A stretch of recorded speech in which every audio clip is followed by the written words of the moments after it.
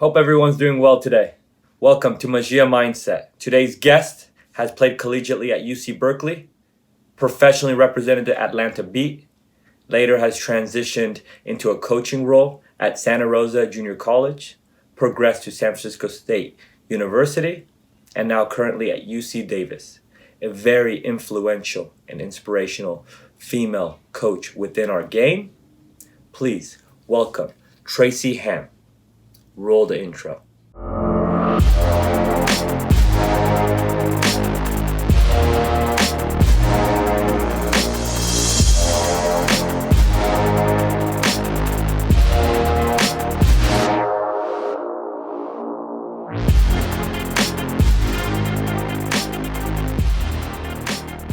Tracy, thank you so much for joining us. I know your schedule is very busy, and especially during this pandemic going on, I really appreciate you putting in the time and kind of talking about the beautiful game and how we can during this time give messages and inspirational feedback to anyone aspiring to still in this time try to maximize their situation. Absolutely. Happy to be here. Thanks for having me. Of course. So right into it, let's get into your story, your journey, how you got to where you are at now. And let's go. Well, where to start? I grew up in the Bay Area, so I'm a Bay Area native. I played a lot of different sports, but I just happened to love soccer the most. And it was something that I was pretty decent at. So I just loved being part of a team and loved the competition and kind of the physical requirements of the game. I loved like the systems and, just like the technical side and all of those things. And so after playing soccer in high school and club, I got a scholarship to play at Cal. So I played 4 years at Berkeley, had an amazing experience there. I love my coaches. I love the program and the team. After I graduated in 2006, I played in the WPSL, which is the largest women's league currently. So I played for the Sacramento Storm for a few years. And then when the WPS, the second attempt at the Women's Pro League, started in 2009, I got drafted by the FC Gold Pride. I played my second season with Atlanta Beat, and our owners told us that the league was probably going to fold. So I applied to grad school. So I went to Boston University. I got my master's in sports psychology.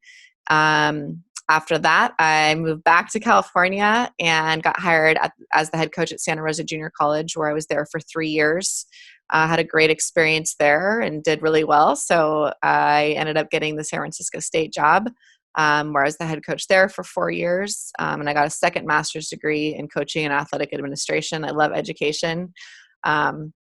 And had a good kind of experience, good career at SF State, where the UC Davis athletic director reached out to me and had me interview for the head coaching position here, where now I've been the head coach for 1 season, and couldn't be happier. That's great. That's great. I wanted to because I truly, in my opinion, I've heard of you, seen you from a distance, in the way you got to where you are now. And I think it's a true inspiration.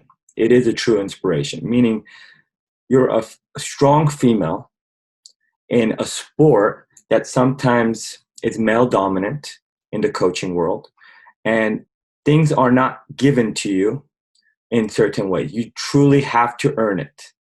You truly have to earn it. Can you kind of dissect for us and the viewers how you get past that hurdle? How did you, because I know there are some interviews you go into and you're like, okay, they're giving me some questions that I don't know if this is actually fair, but the way you present it, you bypass that. You still get to where you do. You still accomplish what you accomplish. If you can get into that and the hurdles you had to deal with to kind of overcome it. Yeah, I think that just women in particular, and it's not necessarily unique just to soccer. I think the sports industry in general is obviously more geared towards like a male audience, and it's more favorable for men kind of working their way through the ranks to get into coaching positions. and there's adversity in a lot of different ways. And, from a systemic standpoint, I went and did my licensing in Wales and did the UEFA route.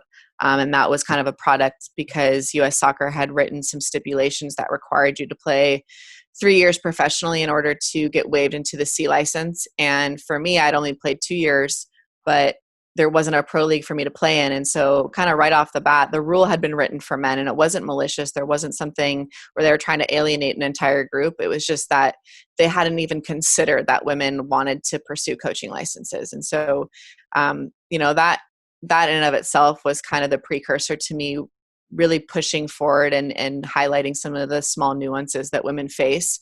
So then within some of those licensing, courses is this kind of idea, and it's not even in licensing courses, it's really just in coaching in general, is that women tend to feel like we're under a microscope, where, if we don't check every box in terms of, if there's 10 different requirements, if women don't have all 10, then we either don't apply or we don't feel like we're ready or experienced enough to be in that position. Whereas, if men have 5 out of the 10, like they're like, I got this, and I don't know why, where that confidence stems from, but it's something that I certainly feel like women need to give themselves more of an opportunity, to prove themselves and to earn it, like you said.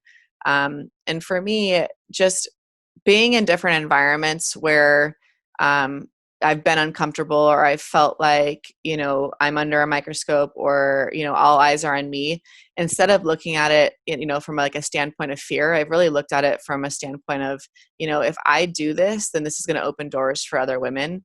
And we're part of, society where if we don't see something happening, then we don't believe it, or we don't know that it's possible or that we're capable of it. And that's kind of what I've tried to put on my shoulders a little bit, because I do have the confidence now. I do have the experience, and I didn't always, but I have that kind of mindset to push myself through different challenges, and take them on. So in that way, I'm doing my best to kind of provide a platform and really use, my experience to hopefully help other women realize that like there's things and there's opportunities out there that you might not feel like you're prepared for, that you're ready for, but to go after anyway. And you never know what you're capable of until you put yourself in that situation. So I've just, really tried to challenge myself consistently, and I'm my harshest critic. So whatever I feel like maybe men or other people think of me, I trust me, I'm way harder on myself. And I always try to hold myself to a higher standard than anyone else expects of me. No, that's powerful. That's powerful. And I think the visual I get from this, especially you paving a way, when you're looking at your journey, your road, and you're like, I don't see anything at the end, but I got to push. You made a road for other female coaches to follow. Okay. And you've probably had your role models. You've had your people you've looked up to, individual influential people, but it's the women's game is still growing. The men's game in the US is still growing. So a lot of the ones that maybe when you started out, there was no clear road still, and you're pushing through that, and you're like, is there clear? I got to persevere, but what's at the end? When they look at you, they're like, I can be the next Tracy Hamm at UC Davis. I can be this person. But you had to really push through that and put your foot in the door. And some people don't know how difficult that is when there is no light, and you have to be your harshest critic in those sense. What would you say when you're going into these interview process? Let's just say even as a player, or coach, you're either coming for a trial to showcase yourself for a college coach or a professional coach or youth coach, or you're a coach going for an interview for a job. What is it that you're like, this is one key quality I will never turn away on someone, or it's what helped you get your opportunities? Mm-hmm.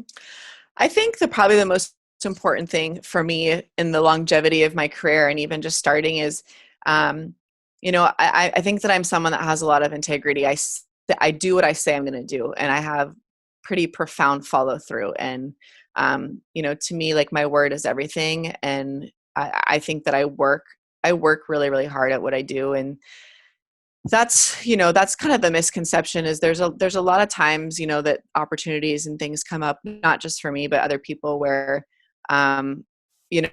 the conception is that this is easy for her, or this is easy for him, and it's really not. Like you said, like it's very challenging. Like being vulnerable as a coach is probably one of the most difficult things, because we're supposed to be very stoic and have kind of this kind of not, I don't want to say like an ego mentality, but just like we're supposed to be a lot of things to a lot of different people, and stoicism is really, really important. So it's hard to be vulnerable. But I mean, I'll be really honest, like there's been a lot of tears, there's been a lot of there's been doubt. I've had those feelings where am I in over my head, am I capable of doing this? And I think when some women or men even look at me, it's like, oh, well, this has been easy for her because she's super confident. And I am confident in a lot of ways, but I'm confident because I'm prepared and because I went through challenging things and I came out the other side on top. Um, and I really didn't give up. And I know going through some of the licensing process where there was a lot of people that did give up, and not that I'm comparing myself to other people. Like I said, like I'm in a competition with myself all the time. But in some ways it was encouraging to see that other people had similar doubts and similar feelings. And it made me feel more confident. Like, okay, I'm not the only one that feels like this. And then acknowledging that, really helped me kind of persevere through some of the most challenging times. But I think, part of what pushes me forward is like, I love what I'm doing, and I'm like, I love coaching, and I want to be the best at what I do. And so just, being around my players and being around other coaches that are super passionate and excited about what their role is definitely is a huge motivating factor. And after I did the UEFA B course, I learned more than I've ever learned in my entire life from a professional standpoint. And it it ignited this passion and this like kind of fire inside of me to seek more information and just to continue to grow and develop regardless of how little I knew, because I don't want to say I've always had a chip on my shoulder, but like I definitely have a little swag and like a little confidence to who I am. And that's because I prepare and I do the little things right and I don't cut corners. And so when I say that I have integrity, it's like I actually do believe that. Like like I said, I do what I say I'm going to do. But when you get into situations where your humility is in question and you're in environments where you're exposed, it's so valuable, right? Because if we knew everything all the time, like nobody would be in any situation. Like there's no fun in that. Like to have already arrived, how boring, right? You want to really focus on like the growth part of everything that you do instead of the outcome. And, like you said, there hasn't been like a light at the end of the tunnel. There still isn't for me. I don't know what's next. I don't know where I'm going. I don't really know why I'm doing any of this other than I want to make sure women, feel like they can take the same path to nowhere with me potentially, but also, just again, like highlight some of maybe the inequities that exist and also just challenge myself to continue to be the best version of myself every day. No, like it's rare. Like these are simple stuff that you're saying from yourself as a player, as a coach, but these are the personalities that make great individuals great. And I liked how you said vulnerable. One of the things that when you said that, the thing that popped in my mind because it was a fresh documentary was Michael Jordan's Last Dance. And there was this, I don't know which episode it was, at the end of it, he broke down where he started talking about, this is the way I was built. If you don't like it, if you don't feel like you want to win, it's about the winning. I just want to win. I'm here. Well, all I'm doing is I come off this way, but I want to win. If you don't want, get out. Yeah. And he got emotional because you can see that he's a nice guy.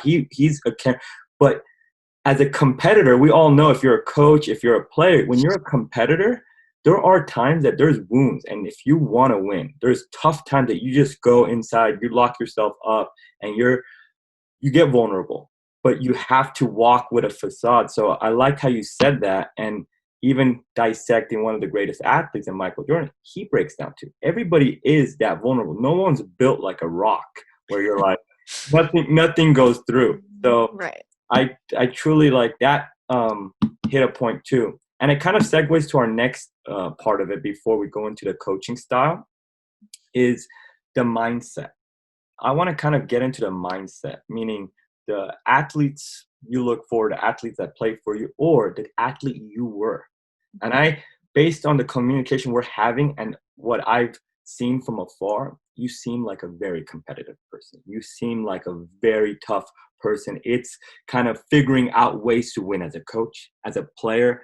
And to me, what is your perception of that? Is it good to have that all mentality of winning, obsession, no balance, no switch off, it's always switched on? Or no, no, no, you got to have a balance, you got to be at peace? What is it that you view the most elite characteristic of having mentally? Mhm. I think that there's a balance, and I didn't always feel like that. I think for me, I was like a win at any cost type of player, and I think there's definitely moments of that I still have even as a coach, but um,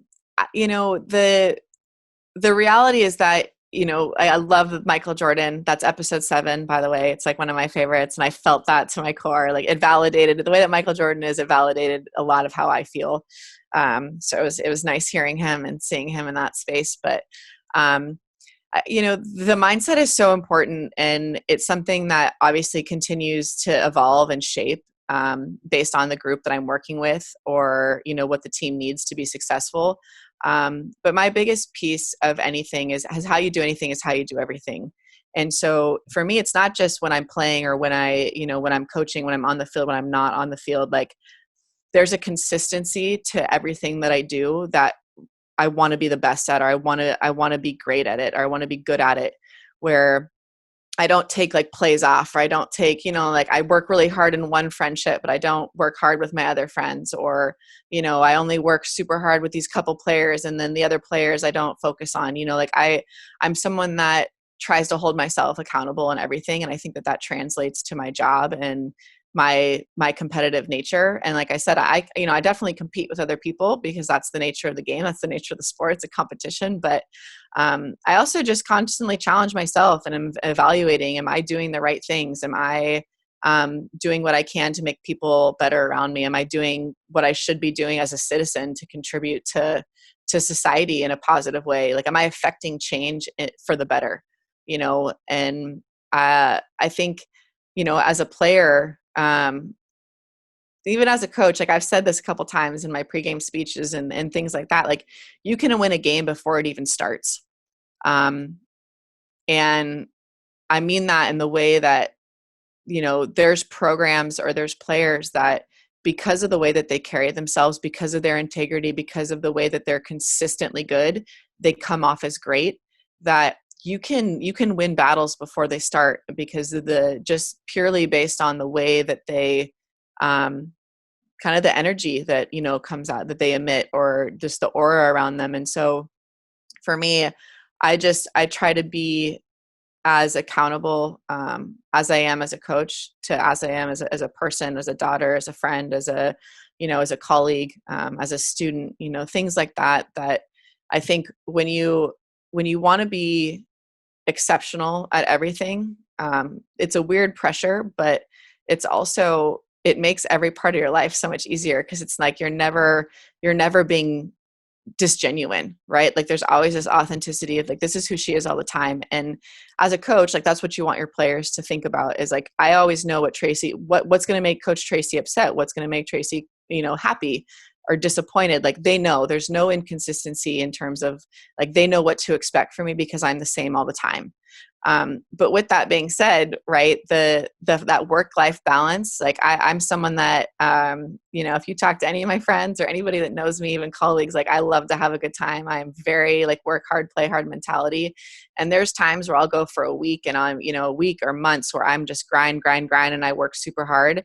And then I'm like, okay, I need to like dial it back a little bit and give myself that space and opportunity to kind of relax and step away. And I think that that's actually influenced me in a much more positive way as a coach. It just gives me more perspective, and allow myself that time to, yeah, like I said, just step away and give yourself, an opportunity to kind of evaluate where you are. And because you can spiral a little bit, right? And I think perspective is always a good thing, and understanding from people that are around you, that you trust, that are loyal, that can give you different insights. but being open to feedback, I think, is really important. So that balance of drive, personal drive, but then finding the balance and then relying on, people that you surround yourself with to give you, important feedback that hopefully can influence outcomes of whatever situation you're in. Oh, that's great. That's great. I want to go a little bit deeper. I want to go a little bit deeper, um, down memory lane as well. If it's first off as a player and then going as a coach, in experience you had, that really was your testing point mentally, psychologically, emotionally, that you're like, okay, let me check myself. Let me come down. Let me gather myself. How am I going to go through this? How am I going to think about it, go around it? How can I get around this problem or adversity that I have as a player? And then let's go fast forward as a coach. Because I think coaches, we deal with some stuff because you can't even change it as a player no more. Your impact is not on there no more. As a coach, how can you manipulate now? How can you push those right buttons? So if you can kind of go down moments that really tested you, but you figure out a way, and a kind of advice during those moments, because I know there's a lot of individuals as a player and a coach. There are times that they're like, I don't want to do this no more. I don't want to do this because this was so much. I really got drained from it, and I don't want to be a part of that lifestyle. Mm-hmm. Yeah, I would say, gosh, I mean, there's definitely like many moments, right?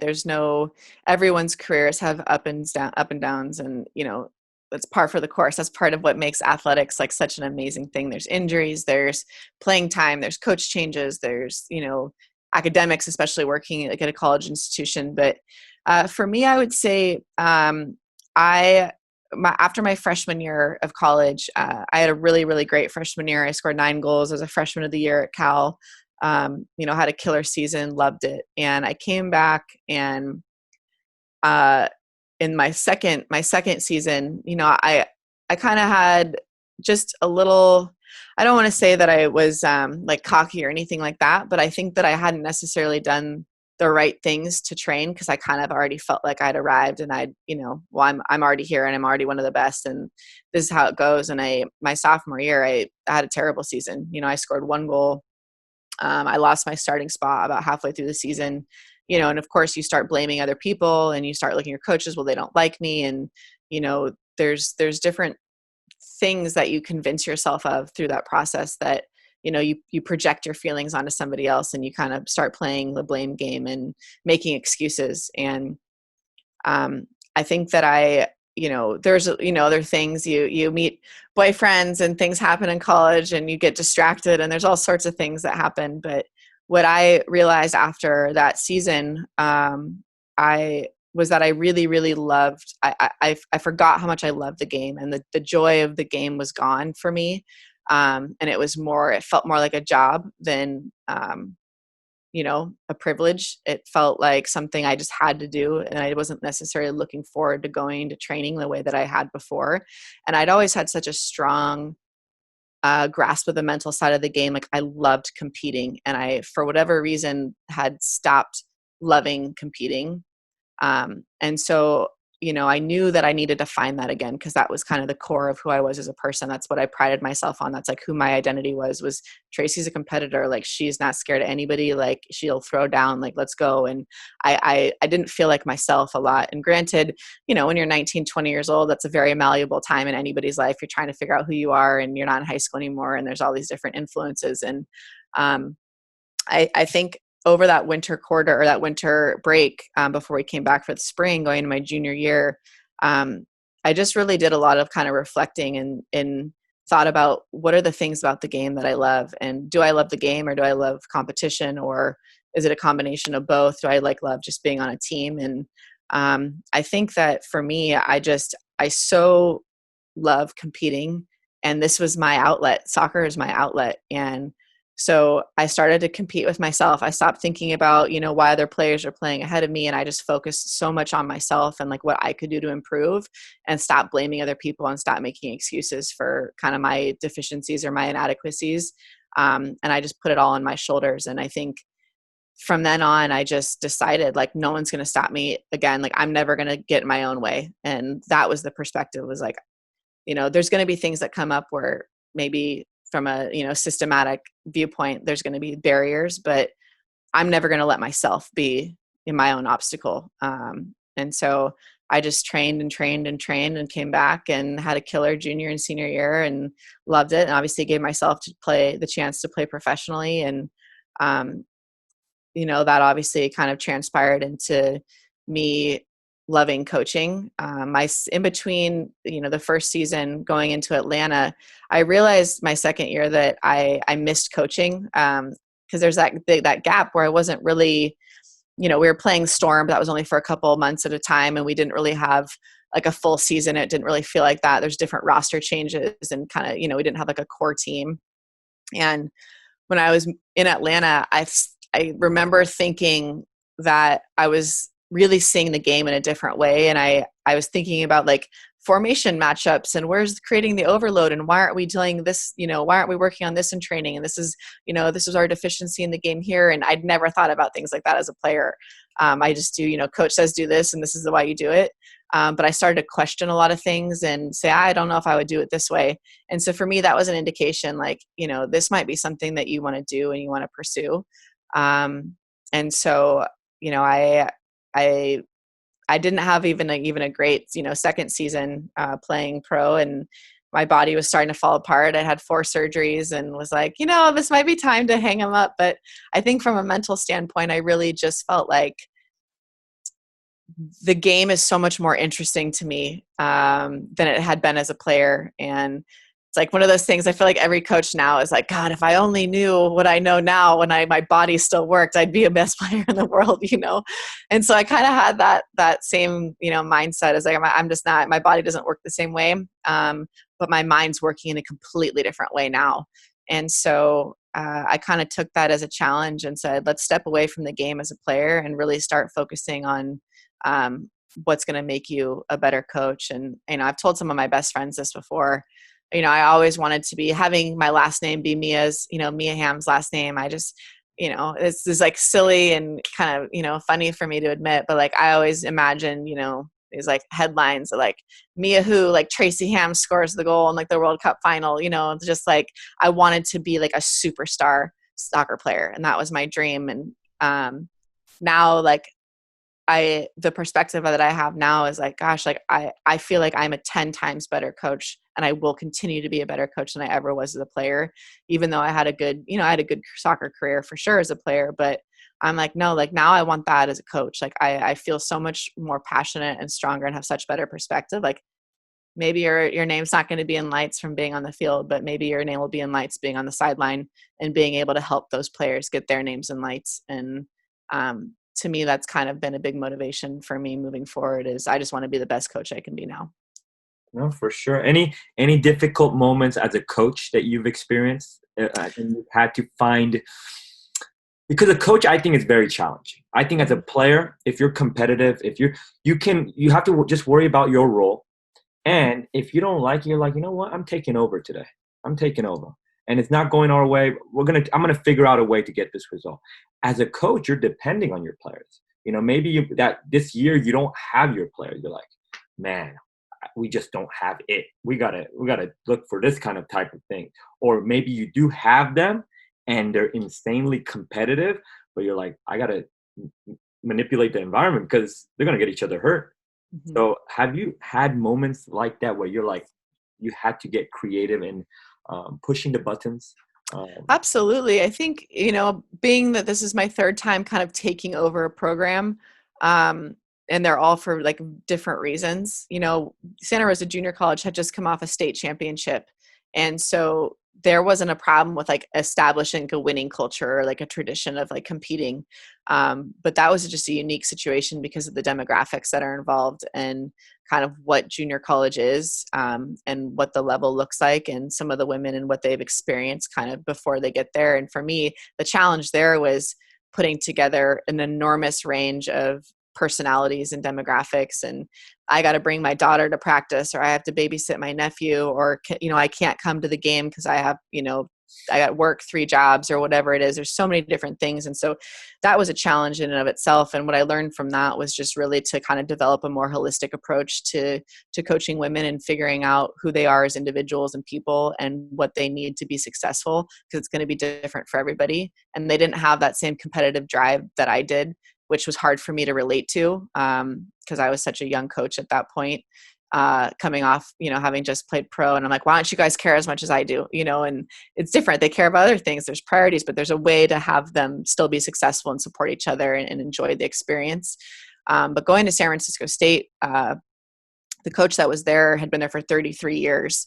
And so I was only the second coach in program's history. And so there was a lot of different traditions and things that I didn't necessarily agree with or understand.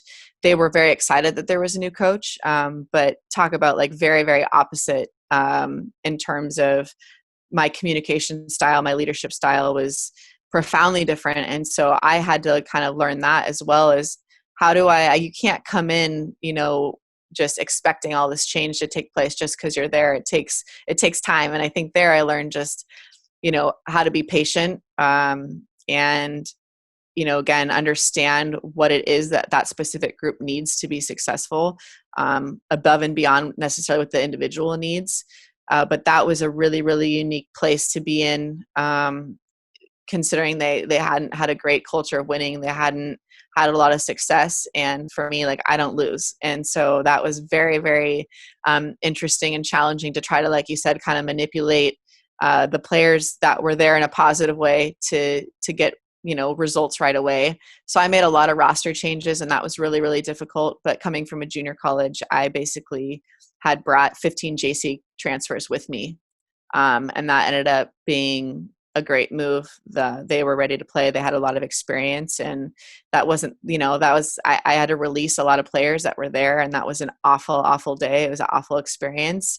And it was uncomfortable. And I wish I didn't have to do that in that way, but it's a disservice to the other players that did want to train, that did want to win championships, that did want to do the right things. And so you have to kind of try to find that balance of what's fair, what's not fair.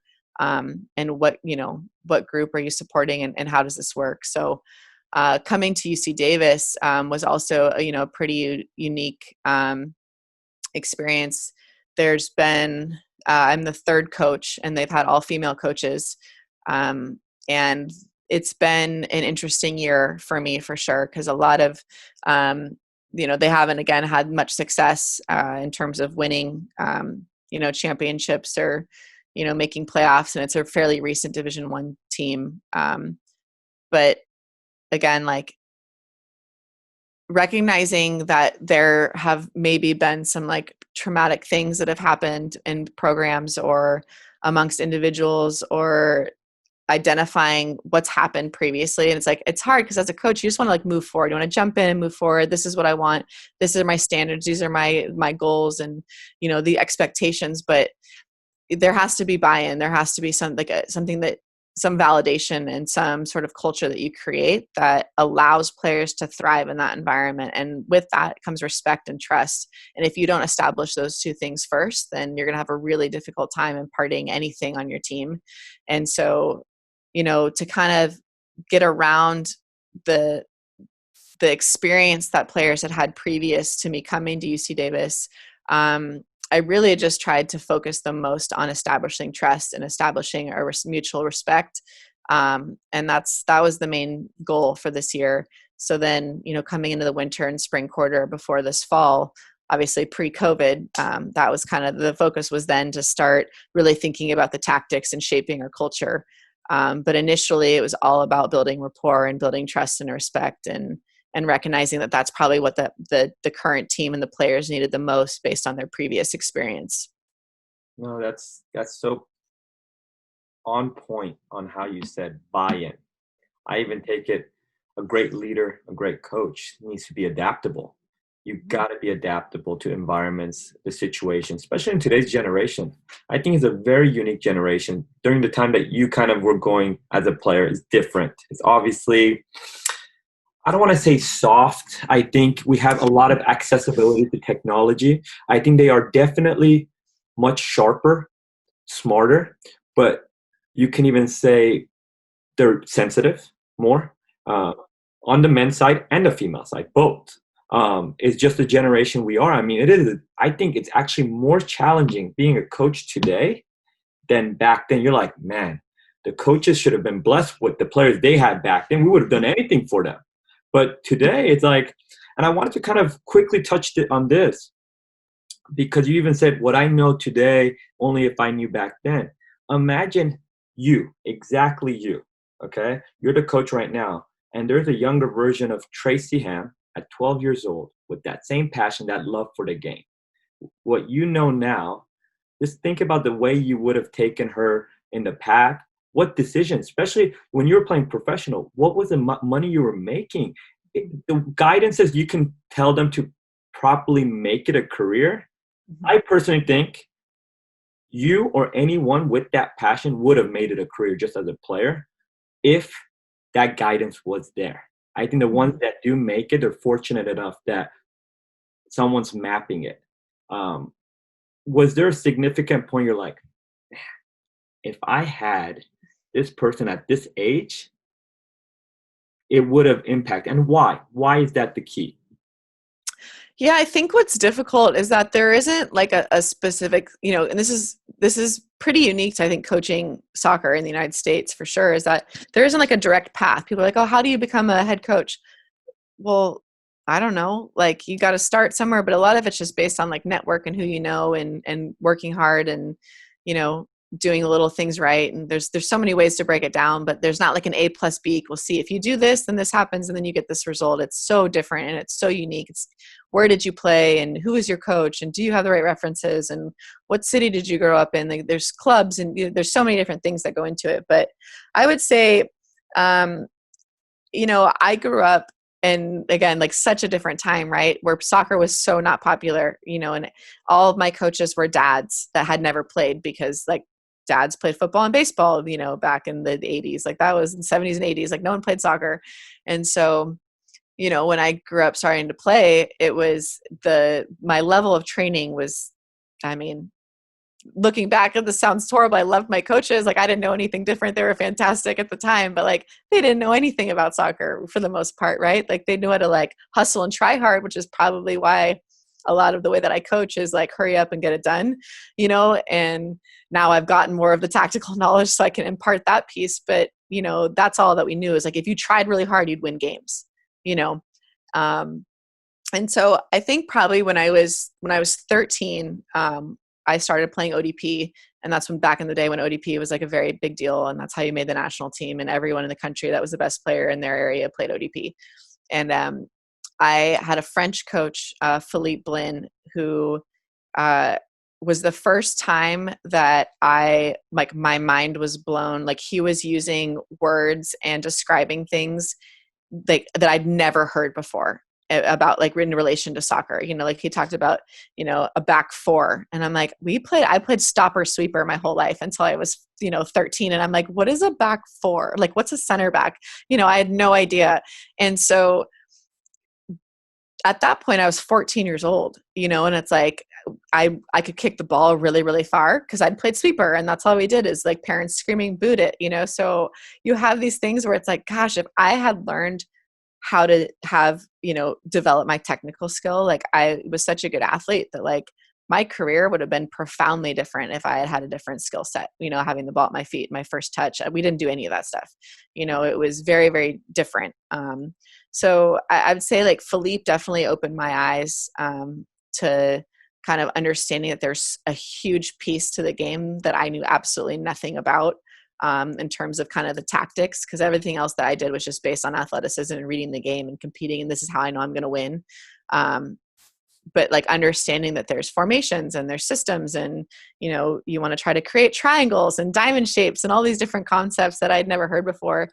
So he definitely opened my eyes, and in that way, I think that I fell in love with the game even more, because there's this whole other side that influenced me to develop and be around better players for sure.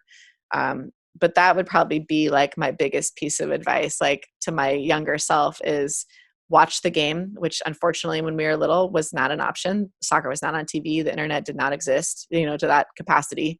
It was impossible, but we could have gone and watched college games. I live by a bunch of different schools, and been more proactive in that way. But I think this is for everybody, even the players now, is like watching the game is so valuable. And I wish that, as a country, that was something that was more important, honestly, in a lot of ways than even playing the game, is actually watching the game played at a high level. So, yeah. No, and it's a positive to take. Obviously, we can always say, if I had this, if I had that, and everything. I'm a firm believer is you go through things because you're meant to be more of a coach than a player. You become more. Everybody has their journey and their path, and the exciting part is the direction the game has gone. I think we'll always, as a nation, be like, man, we're so behind. I actually think on the men's side and the women's side, the men's is still catching up. The women is dominating, and it's keep growing. I mean, from where we were to where we are in resources. I mean, sports performance coaches, the technology you guys have at the Division One levels, Division One level is actually better facilities than a lot of international professional levels. That's the insanity behind it, because U.S. is one of the richer countries and it provides so much freedom that there's a lot of stuff that the future looks bright. And especially being a coach or a player, I think there's a lot of stuff to get into. I want to kind of transition now into your coaching style. Mm-hmm. What is your coaching style? What is the main things you look at for qualities of players and roles, because it complements the style of game you want to play?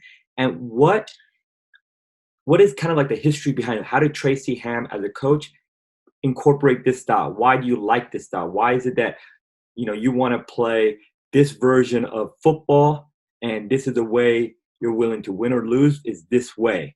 If we can kind of get into that. Sure. I think, I adapt, like you said, like I'm definitely a true competitor, and I will change systems. I will change the style of play in order for us to win games. I'm not above the game in that way. Like I know it's about winning and losing. It's a competition. And so I'll definitely adapt. But this is funny because I think that I've changed, and obviously, like, as a coach, you want to evolve all the time and constantly like change your approach. But I always a firm believer that athletes win athletic competitions, and soccer is an athletic competition. And so athletes and being an athletic individual and having athletic teams, certainly on the women's side, gives you a huge advantage. It's very difficult to stop speed. It's very difficult to stop one-on-one matchups when you're physically dominant. And so in that way, when I look at players, obviously I want there to be a pretty like solid base of athleticism. But there's also players that I love that aren't necessarily the most athletic, but they're just incredible with the ball at their feet, and their distribution, their vision are fantastic. So finding that balance of maybe mixing some of those players with some good athletes around them, is ideal. Obviously you want a full package kid. You want a kid that's super athletic and also is very technical, that also makes good decisions. And that's the dream. But I'm definitely a coach that likes to keep the ball on the ground. And that's, what's a little bit disappointing about the college game is that's not necessarily common. I think it's, really direct style. It's very physical. Everything's in the air. If you're good in the air, you tend to win a lot of games just because it's play long, win the knockdown, and then, foul, get a set piece, try to score. And that is a lot of what coaches do. And that's not how I like to play. And so I think when I first started coaching, when I took over San Francisco State, I remember talking to one of my coaches when I was playing, and I said, do you recruit players to a certain formation, or do you just make a formation based on the players and the personnel that you have? And like, how have you kind of, gone about this? And I think it was really good advice. He said, you want your best players on the field, identify who your best players are, and then make a formation around them. And I thought that was pretty good advice, because I don't think that everybody does that necessarily. I think that there's some coaches that feel like they can only coach one or two systems, and that's like they're going to force that until they die. Like, we're playing 4-3-3. This is all I believe in. This is the best formation, and if I don't, we'll put players in wrong positions in order to make it work. I'm someone that changes systems quite a bit. I'll usually change systems at halftime if we need to. Maybe just like a small adjustment here or there, but I really like players that are good with their feet. And that's funny because I was definitely not a super technical player. But the more that I've learned about the game and how fun the tactics are and how fun it is to coach the actual game of soccer, the more I feel like I've been drawn to players that have a much higher tactical awareness, and that can actually execute a ball, the ball that they want. And I've been telling my teams, I'm like, listen, I can give you guys all of this information and we can be like tactical wizards and look at if thens, if this happens, then this is the result, and, all these different things. But like, if you can't actually pass and trap, then like none of this matters, right? So you've got to be able to execute what I'm asking you from a technical standpoint if you want the tactics to matter at all. And if you can't, then that's why you kick and run and you play direct, and that kind of goes out the window. So, I definitely like goalkeepers that can play. We like to build through the back quite a bit. But really, I definitely focus a lot on creating like overloads and really just decision making. So formations are obviously important, but I think formations matter mostly defensively, in terms of how you organize. And defending is more black and white, obviously, than when you're in possession, because in possession just depends a lot on what the opposition's giving you and creating space and manipulating certain matchups. But defending, I think, is a little bit more black and white in terms like, this is if this happens and this is how we shift and this is how we adjust. So I really just focus most of our training sessions on decision making and being able to recognize mismatches and how to create overloads, whether it's defending or an attack. And really just kind of repeating those patterns over and over again by watching film, running them in training. Why did you move away? We just created this overload. Why did you play against the overload? It's like, oh, so you just want to continually like reinforce decision making, and keeping the ball on the ground is kind of the most important thing to me. No, that's fantastic. It's funny. I was not the athletic. I was just very technical, and I love the whole Ajax, Barcelona develop the technical. If the athletic part comes along, then that's a bonus. If not, at least they're so technically superior that they can get around. And that's the beautiful thing about the game is if you're not athletic, then you got to be smarter, then you got to be technical to be able to compete against that. And I think we got a glimpse of that athleticism versus the technical when USA played France. I thought France was, as a team, way better than us. Mm-hmm. But we thought we were just more athletic than them. And it got the result. And I agree with you. If you're athletic and you're not maybe it does, for the most part, you do get that result, especially in the college game. Mm-hmm. Before we move on to the final two questions, I wanted to kind of get, because I think the platform, and I want to know what's your take on it, even though it doesn't really impact on the female side yet. I think maybe down the line it might. The whole setup of the college game. I mean, it's so compacted. I mean, you go from August till November, X amount of games. I mean, as a coach, the amount of sessions you probably can get in between, in kind of you're basically thinking in season, how am I going to avoid injuries because of the way you got to balance things out? What are the challenges, and how do you get creative in your periodization as a coach? And what do you guys do to, be able to elongate throughout a very, short but amount of a lot of games? How do you guys get creative with that? Yeah, it's not easy, that's for sure. I would say, like, realistically speaking, you really only get like 2 real training sessions a week. You get Wednesday, Thursday, or sometimes you play Thursday games. So you really only get, like either Monday, Tuesday, or Tuesday, Wednesday. It kind of depends.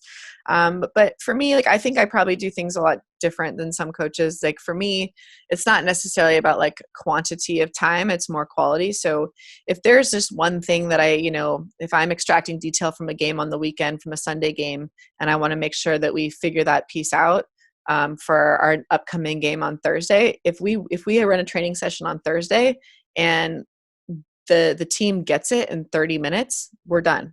And we will only train 30 minutes. We'll train 45 minutes. Like, I'm not like, oh, we got 2 hours, I got to use the full 2 hours, And so for me, it's just, again, like, it's concept driven. And if there's something that I feel like they understand quickly, then in and out. And I always say, like, hey, if this can be short and sharp, let's make it short and sharp. And I think that teams definitely appreciate that. And I know that it's usually really unique. Like, the first couple of weeks, there's players that are used to training 2 hours a day, and they're like looking around like, well, it's only been an hour, like, practice is done. I'm like, practice is done. Like, this is a long season. Trust me, like, it's not necessarily about like the length of time. It's just the quality of the training session.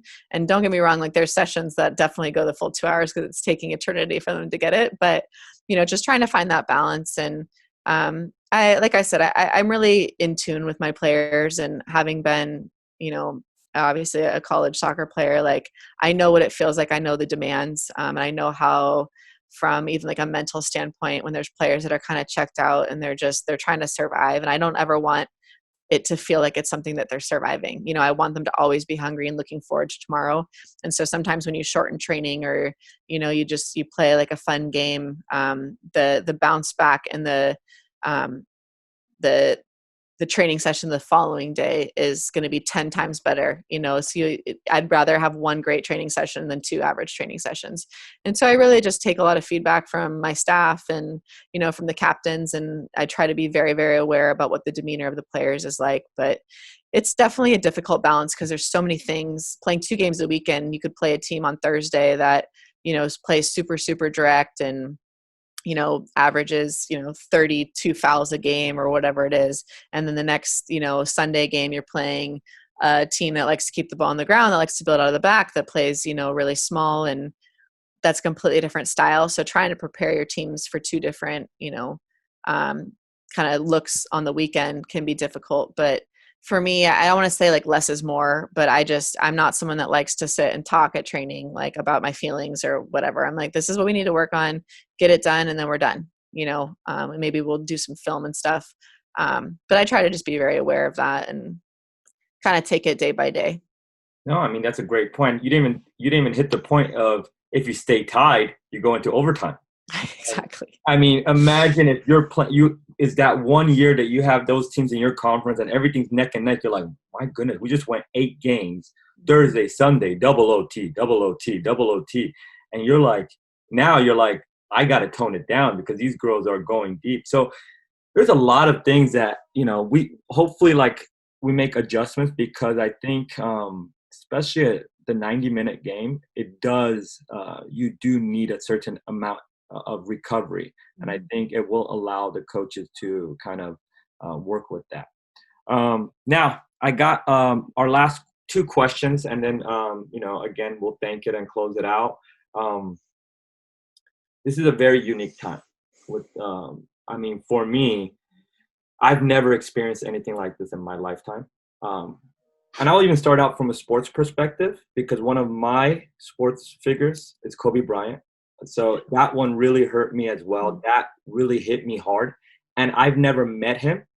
And to me, because of what he stood for, I think any athlete, I even value him differently than even Michael Jordan, because of how sharp he was from the neck up. His post-career, what I was reading, and I'm like, dude, this guy's something else. He's special. He's special. Like, he needs, when you keep saying he left us too soon, it's an understatement. And that really hurt me. And then you go into the coronavirus coming in and really putting us into quarantine. Then from the quarantine, you have a lot of these, a lot of people losing their businesses, their jobs, families that their daughters or something, they were supposed to go on visits for universities, and they can't do that. I know I had a player that was supposed to go on a university, and he decided to pick a thing because he didn't go on a visit during this unique time. A lot of timeout. We're in timeout for a lot of our path. And then even recently with, George Floyd, and, it just became more than a game. It's like more than the game. And I want to kind of, I know I kind of went on a long path, but I want to kind of dissect all of these stuff that have occurred in our society. How has it personally sat with you this year? And the message you have for our aspiring athletes, female, male, aspiring coaches, families, during this timeout of these stuff and events taking place. How do you stay positive? How do you come out of it even better? What are ways of coming together and working through these things, so you can come out of it and you trampoline into a better future going forward? Yeah, that's a great question. Obviously this week has been super heavy, with George Floyd and all of that. And, um, Kobe Bryant I was devastated. I mean, I haven't cried that hard in a long time. Like he was absolutely like, I was like, he's going to have a better career after his playing career than, he just had sky was the limit with what he was going to do for the women's game and just who he is as a person. So that was very sad. But I think for me, what I've really focused on, and this isn't how I started, it's funny because, talking to my team, it was like, I was just going to be super positive and like stay motivated and, like, guys, let's make the best of this. And, but we're all making it up as we go. Like nobody knows what's happening or where this is going or what the end result or how this is going to like affect society and, what's our new normal and all of that. And nothing's ever going to go back to how it was. And to be fair, in a lot of ways it shouldn't, and that you can take that as you want. But like, I think what my shift the past couple of months since like March 14th or whatever, when kind of the shelter in place hit was, how it's evolved is really just about doing things for other people. I think has made this experience, I guess, as positive as possible. Because it's really easy to like internalize how everything is affecting you and how you feel about this and how woe is me as I've got X, Y, and Z is happening and this is so unfair and I'm missing this opportunity. And there's definitely, it's easy to spiral and it's easy to, really think that this is happening, to me. But I think when you step back and you start giving more energy into what other people are experiencing, um, and you become an advocate and an ally in as many ways as possible as a coach or a mentor, it really does come back to you, double. And I feel like the only way that I've been able to, I guess, like stay positive through this and continue to kind of push myself and still challenge myself to be better is really focusing on other people, and doing what I can for them. And that has been absolutely the most important thing for me. It's not really about what I can do for myself. It's like I'm getting much more satisfaction and getting much more out of helping other people kind of navigate this, and being selfless during this time, and that's helped me the most. And so I think that that's probably my biggest piece of advice is like, what can you do for your community? What can you do for your teammates? What can you do for your players? What can you do for your colleagues, that are going to support them and what they're doing? And like, no one ever felt bad for doing something for someone else, and that's something that I certainly have tried to remind myself and like implement, just kind of in my day-to-day kind of activities and new routine, my new normal. No, and I think you said it. I think the most important thing is selfless. I think, you know, and all, it's, the crazy part is, Tracy, all the events tie into each other. Mhm. Meaning the Kobe Bryant and the daughter and the families. When you see people like that, you're like, wow, that can happen to anybody. Mhm. Then when you see the coronavirus, when we're all on timeout, we're not thinking of moving up the ladder. We're not thinking about Right. financially having gains because we're losing right now as things, and we have to be positive and get through it. And then even with the whole George Floyd, is coming together as a community. And sometimes I know I'm personally, I forget how sometimes we're selfish. I'm selfish at times, and I'm like, you know what? Why am I selfish? Mhm. Why do I want to have her? And it's sometimes pride. You want to prove that you have some worth in society. You want to say, you know what? I got so and so degree. I got so and so resume. I won all these championships. But in the end of the day, none of that matters. And I think most important during this time is, you said it, selfless. I think the more we're selfless and not caring about what we do, like in Mhm. the end, and that's why for me, I'm like, you know what, if I can help more others in achieving their dream, and for my personal thing, I don't ever achieve my dream and I help, I'm more okay with that. and i think Exactly. and I think you just hit that, because before this, if we reflect, we're like, I was more about I Mhm. was, but it puts you through that thing. But I truly appreciate you sharing that with us. um, and final question, kind of take it back towards our football route. Your favorite team of all time, your favorite player of all time, and it doesn't have to be in the world of football. Okay. It can be whoever you're like. This is why. And the reason I'm saying it doesn't have to be in football or soccer is because I want to know, why is that your favorite team? Reasoning. And then why is that your favorite player? Why did it sit in with you? Oh gosh. Um, I would say that my favorite player of all time would probably be Cece, and she played for Brazil. She's one of my very good friends now, but she was in the World Cup when I was like 9 or 10 years old, and we never really got to watch soccer, but the World Cup games were on, and Cece Was, had a shape. was she the individual that had the Ronaldo look? She had a shaved head. Okay. Yeah. Okay. Okay. I know who you're Number talking 10, yeah. So about. I was number 10 for every sport I ever played because of CC. I wanted to shave my head when I was 9. My mom was like, absolutely not. And because I just loved her energy, and she just always had like the biggest smile on her face when she was playing. And I just thought she had so much swag. Like, she was so cool and just, so different than what American soccer players looked like, and I just was always like very like attracted and like kind of mesmerized by uniqueness and people that were doing things different. And I thought she was incredible. So she's probably my favorite player. And luckily I got to play with her on the Storm. And like, even when I see her now, like, and we're friends and we talk all the time, I'm like, I can't believe I'm friends with you. Like, this is amazing. You're like my idol, so she's incredible. My favorite team. Oh, that's hard. I mean, sounds funny, but probably like the 49ers, like back in the day with Joe Montana and Jerry Rice. Jerry Rice is one of my other favorite athletes of all time.